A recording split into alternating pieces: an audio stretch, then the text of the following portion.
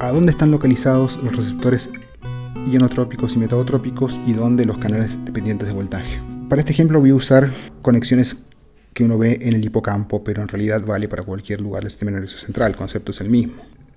Si me enfoco en las neuronas piramidales hipocampales, son neuronas glutamatérgicas, no importa, que reciben información de interneuronas, o sea, neuronas que liberan GABA, que pueden ser de diferentes subtipos. Por ejemplo, acá tengo CCK, acá pervalbúmina. Hay como 16 subtipos en el hipocampo de estas interneuronas.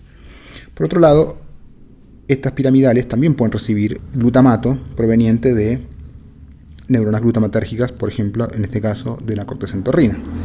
Entonces, los receptores ionotrópicos y metabotrópicos van a estar localizados en la sinapsis. Imaginemos una sinapsis como esta glutamatérgica, dada por la neurona de la corteza entorrina que libera glutamato sobre una espina dendrítica de la neurona piramidal.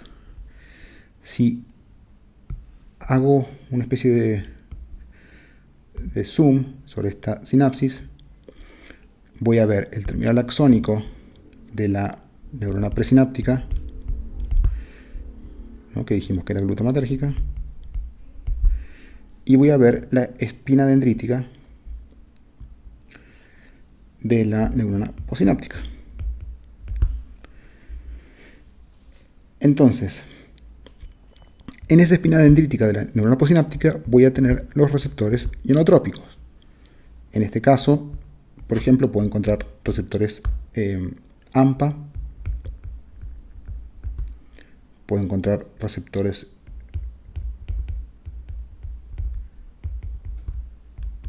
kainato,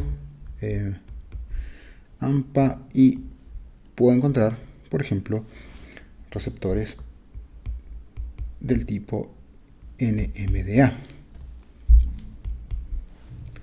Todos estos receptores van a ser activados por glutamato. Los receptores metabotrópicos suelen estar como al costado, entre comillas, y ahí voy a encontrar los receptores metabotrópicos. En este caso, por ejemplo, son receptores metabotrópicos para el glutamato. Puede ser mGluR5, mGluR1, por ejemplo, etcétera, etcétera. Entonces, cuando el axón presináptico libere neurotransmisores, en este caso glutamato, van a activar tanto a los receptores ionotrópicos como a los metabotrópicos. Esto mismo vale para las sinapsis del tipo inhibitorias. Si yo hago un zoom acá, en esta sinapsis, voy a tener, ¿qué cosa? Un terminal axónico. Esta vez terminal axónico le corresponde a una neurona presináptica que es GABAérgica. Y aquí voy a tener la dendrita de la neurona posináptica. En este caso, la neurona piramidal. Entonces, aquí voy a tener, de nuevo, puedo tener receptores ionotrópicos, que en este caso van a ser GABA-A, ¿no?, R de receptor, y voy a tener los receptores metabotrópicos un poco afuera de la sinapsis propiamente dicha.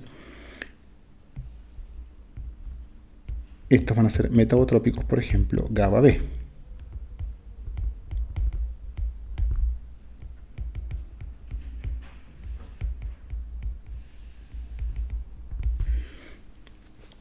Entonces, en las sinapsis es donde voy a encontrar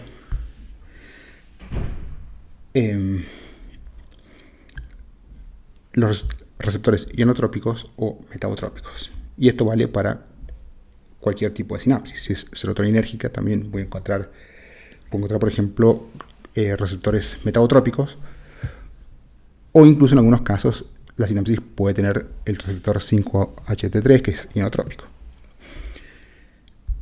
¿Qué pasa ahora con los canales voltaje dependiente? Porque estos receptores ionotrópicos y metabotrópicos son activados por un ligando. En este caso, por ejemplo, por un neurotransmisor. Puede ser glutamato, GABA, en el ejemplo que vimos, pero también serotonina, dopamina, el que sea. O incluso por un fármaco, ¿no? En el caso de los canales dependientes de voltaje, son canales que, como su nombre lo indica, van a ser activados por voltaje y no por un ligando. Los más importantes para considerar inicialmente son los canales dependientes de voltajes encontrados, por ejemplo, en el cono axónico, como ser los canales de sodio voltaje dependiente y los canales de potasio voltaje dependiente. Y estos son muy importantes porque determinan el inicio y el fin del potencial de acción, respectivamente, ¿no? El potencial de acción está dado por la activación de estos canales dependientes de voltaje y su terminación por los canales dependientes de voltaje de potasio. Y vamos a encontrar que estos canales también están en los nodos de Rambier. En el caso de una neurona que tenga mielina, donde el potencial de acción es saltatorio. También es importante tener en cuenta los canales de calcio voltaje dependientes que están en las terminales axónicas, porque estos canales de calcio voltaje dependiente deben ser activados para que entre calcio y se inicien los mecanismos para liberar neurotransmisores. Entonces estos también son muy importantes.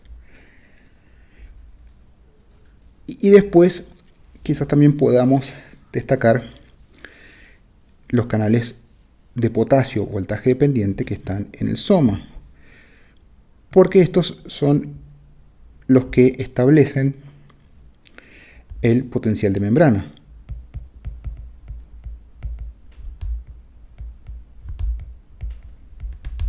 Los canales de potasio voltaje dependiente están abiertos cuando la célula está en reposo, y eso explica por qué la célula en reposo, su potencial de membrana es de menos 70 milivolts.